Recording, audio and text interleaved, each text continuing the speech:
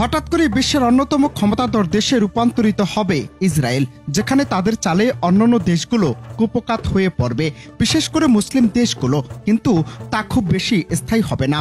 ইসলাম সংকটে পড়বে বিশ্ব। সবাই অপেক্ষায় থাকবে কখন আসবেন ইমাম মাহাদি।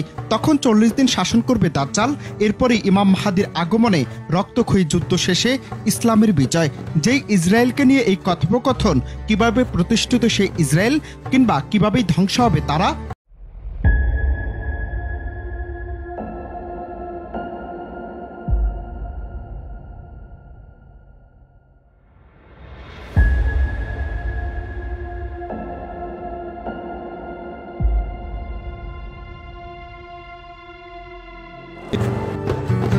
প্রথম বিশ্বযুদ্ধে তুরস্কের উসমানীয় খিলাফত পতনের পর ফিলিস্তিন সহ বেশিরভাগ আরব এলাকায় ইংল্যান্ড ফ্রান্সের দখলে চলে যায়।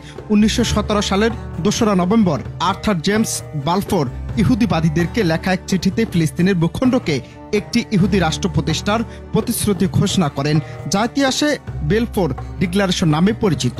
বেলফোর ঘোষণার মাধ্যমে ফিলিস্তিন এলাকায় ইহুদিদের আলাদা রাষ্ট্রের সম্ভাবনা উজ্জ্বল হয় এবং বিপুল সংখ্যক ইহুদি ইউরোপ থেকে ফিলিস্তিনে এসে বসতি স্থাপন করতে থাকে।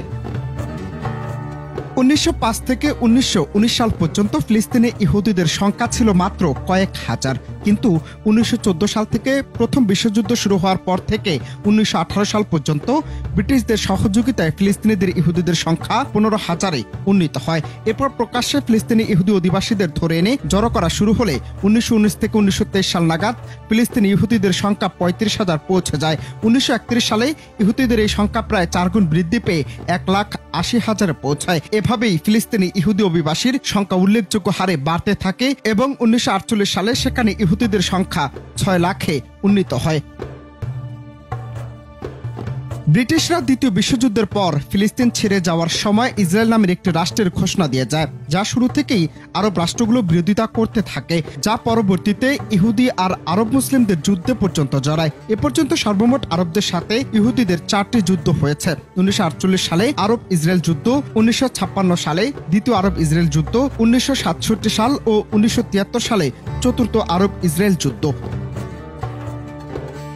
সে যুদ্ধে ইসরায়েল মারাত্মকভাবে ক্ষতির মুখে পড়ে এবং এক পর্যায়ে পরমাণু বোমা হামলা চালানোর সিদ্ধান্ত নেয় এবং এই সিদ্ধান্ত তারা আমেরিকাকে জানায়। পরবর্তীতে আমেরিকার মধ্যস্থতা যুদ্ধের সমাপ্তি হয়। সূরা বনী ইসরাইল আয়াত নং 4 সেখানে বলা হয়েছে, আমি বনী ইসরায়েলকে কিভাবে সিদ্ধান্ত জানিয়েছিলাম, তোমরা পৃথিবীতে 2 বার অবশ্যই বিশৃঙ্খলা সৃষ্টি করবে এবং ঔদ্ধত্য দেখবে মারাত্মকভাবে। কিন্তু আশ্চর্যের ব্যাপার হলো, কোরআনের এই আয়াত নাজিল হওয়ার পূর্বে ইহুদিরা পৃথিবীতে 2 বার অর্থাৎ খ্রিস্টপূর্ব 587 সাল ও খ্রিস্টাব্দ 70 সালের পূর্বে বিশৃঙ্খলা সৃষ্টি করেছিল। আর এই আয়াত নাজিল হওয়ার পরেও তারা 2 বার বিশৃঙ্খলা সৃষ্টি করবে। প্রথমবার ইউরোপিয়ান ইহুদিরা 1948 থেকে 2023 সাল পর্যন্ত বিশৃঙ্খলা সৃষ্টি করছে এবং দ্বিতীয়বার দাজ্জালের আবির্ভাবের সময়ে ইরানের ইস্পাহান শহরের 70,000 ইহুদি বিশৃঙ্খলা সৃষ্টি করবে, যেখানে 2016 সালের রিপোর্ট অনুযায়ী তাদের সংখ্যা 25,000 হয়ে গেছে। দ্বিতীয়বার ধ্বংস হওয়ার পর অর্থাৎ 70 খ্রিস্টাব্দে বনী ইসরায়েলের উপর জেরুজালেম শহরে তাদের জন্য হারাম হয়ে যায় এবং তারা পুরো বিশ্বের বিভিন্ন জনগোষ্ঠীর মধ্যে ছড়িয়ে পড়ে। আর আমি তাদেরকে বিভক্ত করে দিয়েছি বিভিন্ন দেশময় বিভিন্ন শ্রেণীতে। সূরা আরাফ আয়াত নং 168-তে স্পষ্ট করে বলা হয়েছে, এরপর আমি বনী ইসরায়েলকে বললাম, তোমরা বসবাস করতে থাকো, যখন আখিরাতের প্রতিশ্রুতির সময় আসবে তখন তোমাদের একত্রিত করে নিয়ে আসব। এই বাণী সূরা বনী ইসরায়েল আয়াত নং 104-এ বলা হয়েছে। আশা করা যায় তোমরা যদি আল্লাহকে মেনে চলো তাহলে তোমাদের রব তোমাদের উপর রহম করবেন, কিন্তু তোমরা যদি পুনরায় বিশৃঙ্খলা সৃষ্টি করো আমি আবারও তোমাদের ধ্বংস করব। আর আমি কাফেরদের জন্য জাহান্নামকে করেছি কয়েদখানা। সূরা বনী ইসরায়েল আয়াত নং 8-এ স্পষ্ট বলা হয়েছে। এই আয়াতের মাধ্যমে আল্লাহ তাআলা ইহুদিদেরকে হুমকি দিয়ে বলেছেন, ইহুদিরা যদি পুনরায় বিশৃঙ্খলা সৃষ্টি করে তাহলে আল্লাহ তাআলা তাদেরকে আগের মতো আবারও ধ্বংস করবেন, যেরকম ভাবে আগে 2 বার ধ্বংস করেছিলেন, যেমনটি খ্রিস্টপূর্ব 587 সালে এবং খ্রিস্টাব্দ 70 সালে ধ্বংস করেছিলেন। এ তো হলো প্রতিষ্ঠা, কিন্তু বর্তমান ইসরায়েল রাষ্ট্র কিভাবে ধ্বংস হবে? ইসরায়েলের সাথে মুসলিমদের যুদ্ধ চলতেই থাকবে, এরকম বর্ণনা হাদিসে পাওয়া গেছে। আশ্চর্যের ব্যাপার হলো, ইসরায়েল রাষ্ট্র প্রতিষ্ঠার জন্য তারা আরব রাষ্ট্রসমূহের সাথে ৪-৫ বার যুদ্ধ করে। 1948, 1956, 1967 এবং 1973, এবং লেবাননের সাথে 2006 সালে ও হামাসের সাথে 2014 সালে। ঠিক তেমনই ইসরায়েল ধ্বংস হবে আরও 4 থেকে 5টি পর্যায়ে। তবে মুসলমান জাতির জন্য সুসংবাদ হলো, সেটা হবে খুব অল্প সময়ের মধ্যে।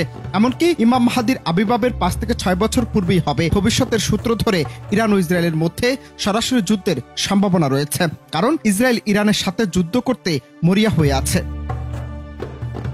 সর্বপ্রথম ফিলিস্তিনে আসবে হলুদ পতাকাবাহী বর্বর আবকা জাতি, যা আফ্রিকার তাওয়ারেক জাতি।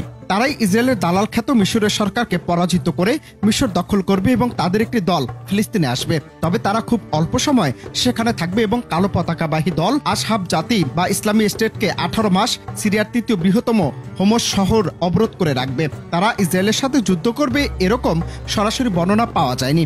ইমাম মাহাদির শত্রু সুফিয়ানির হাতে ফিলিস্তিন বিজয় হবে। হাদিস থেকে আমরা বলা হয়েছে, সুফিয়ানি হবে উমাইয়া ও বানু কালফ গোত্রের লোক।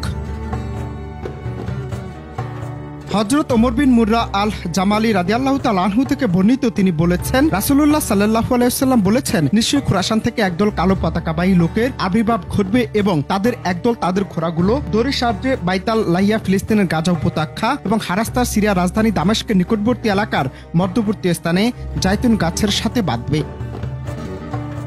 ইমাম মাহাদির খিলাফতের শেষ সময় সিরিয়ার ইদলিব ও লাটাকিয়া প্রদেশের সীমান্তবর্তী তুরস্কের অ্যান্টাকিয়া প্রদেশের পাহাড়ি অঞ্চল বা ইসরায়েল ও সিরিয়ার সীমান্তবর্তী টাইবেরিয়াস লেক থেকে তাবরিত আস সাকিনা বা সিন্দুকটি বের করে আনা হবে, যার মধ্যে তাওরাত ও ইনজিল শরীফের আসল কপি থাকবে। এছাড়াও এই তাবরিত আস সাকিনা বা সিন্দুকটি ইহুদিদের কাছে একটা আবেগময় পবিত্র বস্তু, যা দেখে ইসরায়েলের বেশিরভাগ ইহুদি মুসলমান হয়ে যাবেন।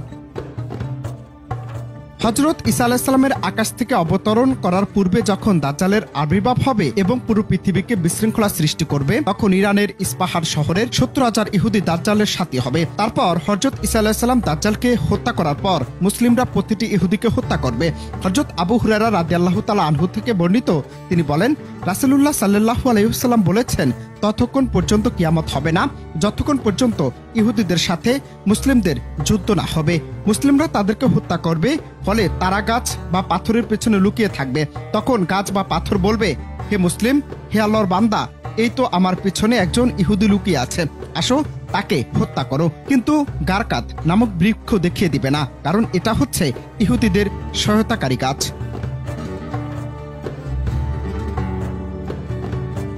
আমাদের বেশিরভাগ মুসলমানদের মধ্যে একটি ভুল ধারণা হচ্ছে, ইমাম মাহাদি ও হযরত ঈসা আলাইহিস সালাম একই সময়ে আত্মপ্রকাশ হবে। কিন্তু হাদিসগুলো নিয়ে গবেষণা করলে বোঝা যায়, ইমাম মাহাদি ও হযরত ঈসা আলাইহিস সালাম আলাদা দুটি যুগে আত্মপ্রকাশ করবেন। এছাড়াও জেরুজালেম খিলাফতের রাজধানী হিসেবে কয়েক শত বছর প্রতিষ্ঠিত থাকবে।